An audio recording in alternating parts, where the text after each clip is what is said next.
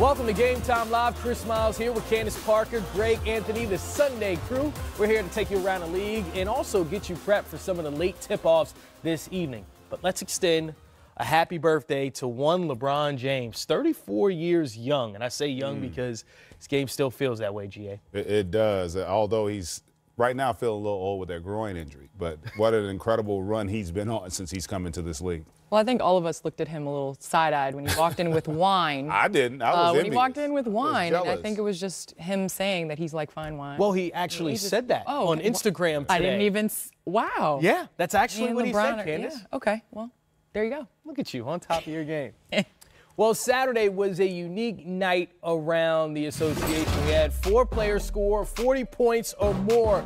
The record is, in one night, 5 players scoring 40 points or more. It's happened 3 times. LaMarcus Aldridge almost became the 5th player, finished with 38 points for the San Antonio Spurs. Kemba Walker scored 24 points in the 4th quarter in a losing effort to lead all scorers. Jamal Murray hit 9 3-pointers, and James Harden notched his 3rd straight 40-point game. So of the guys on that list, who impressed you the most on Saturday?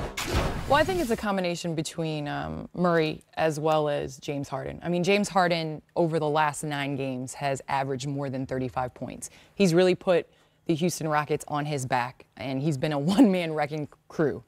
This with Chris Paul out and Eric Gordon, going out in their last game with a knee injury. So, I mean, he's an ISO maniac. Nobody can stop him, and he's been on a tear at the beginning of the season. Yeah, you know what? I agree with you. I mean, Harden, it's almost laughable now. He's doing this with such consistency. I'm going to go with Jamal Murray. The fact the guy shoots 9 of 11 from 3. You're looking at a team right now that has a chance to be the 1 seed in the Western Conference, coming out of nowhere with how well they played this year, dominant at home. They're proving that they're a legit team, being above 500 on the road. And this guy just continues to put forth some amazing performances. Not sure if he's a point guard or shooting guard, but he's been playing really good basketball for this Nuggets team. No votes for Kemba Walker, though. Well, they lost. Yeah. I know. And Kemba's been great. They need to get him a little help, but they might want to try to play defense. A little bit. Charlotte. Key points there. Well, we have some breaking news tonight, and it involves, I guess, a former member of the Golden State Warriors and a champion in Patrick McCaw. The Warriors did not match his 2-year, $6 million offer from the Cleveland Cavaliers, so the 23-year-old wing is now a member of Cleveland. Warriors saved about $11 million in their luxury tax bill by not matching this offer. But Candace, the Warriors gave up a lot originally to get Patrick McCaw. So does this make sense to you considering what they gave up? Well, when they interviewed Steve Kerr and Steph Curry at shoot-around yesterday, when he first signed the offer sheet with the Cleveland Cavs, they seemed a little bit surprised, but they knew that the team was going to have to move on. But obviously, owner Joe Lacob paid for that pick, $2.4 million to secure him from the Bucks. They had plans for him to be in the rotation this year. So to me, if I'm Patrick McCaw, you have an opportunity to be in a rotation on a championship contending team where you play on national television night in and night out, to now go to Cleveland and be buried kind of in Cleveland after the LeBron era where they're trying to figure it out. So I think it's a tough situation, but obviously both parties have moved on. Yeah, and I would say from the Warriors standpoint, they were fortunate because he's coming off a disappointing year. So, and it's not as if they didn't know that if they signed him that there was going to be an issue with the luxury tax. I was under the impression that because they probably sensed like, you know what, this could be, we could see the light at the end of this tunnel in terms of this dynasty. This might be our last year. We're having issues right now with our depth. Yes, he had a disappointing season, but he's familiar with our system and he gives us some versatility on the perimeter. It's worth 1 year because in essence, it's not a fully guaranteed deal. But they chose to go in a different direction. And for Patrick, he will at least get the opportunity to play more minutes, and also in a different system. That's the other thing, too. As great as Golden State is and as beautiful as it is to watch, it doesn't fit everybody's ability in terms of how they function best. And so you could maybe say that had something to do with it from McCaw's thinking. He wants to get into a situation where he gets to have the ball in his hand a little more. There it's a lot more predicated on ball movement, spacing, your ability to play without it.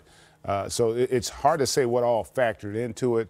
But I would assume that Golden State coming into the season was under the impression that they would be able to re-sign Patrick McCaw. Certainly an interesting situation to see the Golden State Warriors lose Patrick McCaw during the season to a restricted free agent. That's something we don't see very often. Hey, Ben Simmons is averaging 16 points, 9 rebounds, 8 assists this season. First overall pick of the 2016 draft. Will lead his 76ers against the Portland Trail Blazers tonight at 9. With that, let's welcome in the 76ers point guard. Ben, before the season, you said that you wanted to make sure you mastered your scoring around the rim, that you weren't going to attempt three-point shots until you did that. Well, you still haven't taken one this season, shooting 62% from the floor in the month of December. What is the number you're looking for before you start taking those three-point shots? I think just getting comfortable with my game and evolving over time. And it starts, day by day. It's not something that I'm just going to jump into and start doing. I'm going to get there over time. I've been working every day, working hard and getting everything right and trying to get better and just trying to lead this team.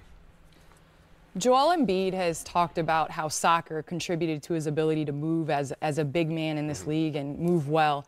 Obviously, at your size, your ability 6'10", handle the ball, see the floor, move up and down the court like a guard. What do you think contributed to your ability to be able to do that? I have no idea. I think maybe playing Australian football, I have no idea. I think just as a kid, my dad used to tell me to dribble the ball. And being a 6'10", point guard, point forward, whatever you call it, has its advantages, as you can see. But, I've always been comfortable doing that ever since I was a kid. Hey, Ben, first, I want to congratulate you and commend you on the fact that you didn't allow the game to pressure you to try to do things that you don't do well at this stage. And you understood who you are as a player. And right now, your best way to impact the game is by dominating the paint. So, but knowing that, did you feel any pressure when you came into the league that maybe you had to think about trying to add that to your repertoire? Or were you always comfortable in knowing, you know what, I'll get to that at some point. Let me establish who I am, my identity as a player now, and worry about that later? For me, it was kind of tough towards the end of the season. I'd hear all these things about shooting the ball, things like that. But for me, I took a step back and looked at, what I was averaging, how our team went, how my first season went. And I think we went very well. I think my season that I played was pretty, if you look at the accolades and stats that I had as an individual player, they were great. And I know I'm going to get to that level. It takes a lot of time, work, dedication, all of that. But for me, I think it's just playing the game, having fun, and trying to evolve and not worrying about the outside noise. And we have footage of you. I know you work on the three-point shot, and you're going to continue to put the time in there. But again, to your point, most young players, they tend to focus on their weakness and play to their weakness. You were unique in that regard, in my estimation, by coming in and understanding why you were the first pick. They didn't draft you to shoot threes. You weren't the first pick because of that. You were the first pick because of all those other attributes that your game has displayed over this year and a half that you've been playing the game. So from a coaching standpoint, your coaching staff, do they talk to you about that aspect of it, or do they want you to continue to be who you are and grow in that area? Because you can still improve, even though you've got gaudy numbers, there's still a lot of areas that you can improve in that I'm sure you realize what happened to you guys in the postseason last year. 100%. I think it comes down to just time. This is my second year playing. So for me, I'm not, forcing anything. It's going to happen over time. I'm going to continue to get better. Coaches do want me to take more shots.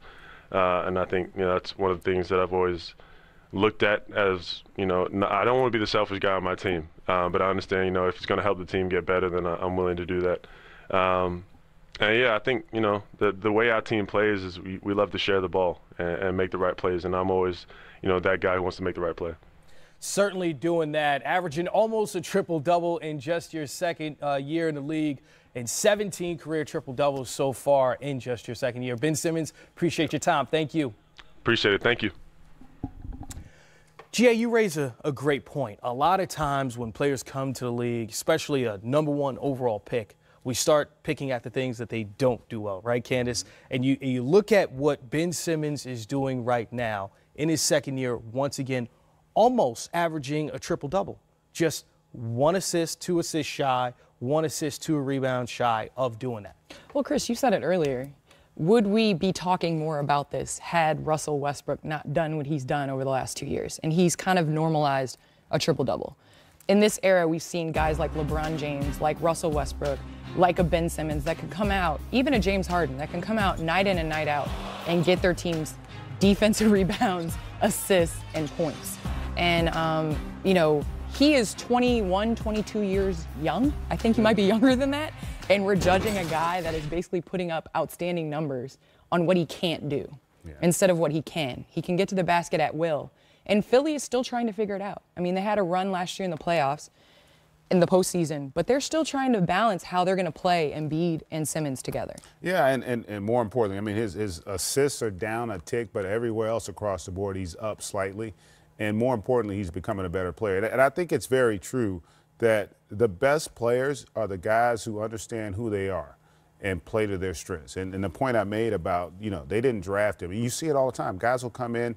They drafted you because of what you do well, not because of what you might do. You know, you've shown an ability by being the #1 overall pick that you have special skill set. And that's what he's established. The other thing that's really impressive that gets lost in all this, they won a playoff series in his rookie year last year. And he was an integral part of that. And generally with younger players, even if they have statistical success, they don't necessarily translate that into wins and losses early in their career. You look at the last 2 rookies of the year prior to him, they're in Minnesota. They weren't sniffing the playoffs until they made that trade to get Jimmy Butler. So for him to do what he did that first year with that young upstart group, getting them in the postseason, winning a first-round series, that bodes really well for their development as a core group moving forward. Yeah.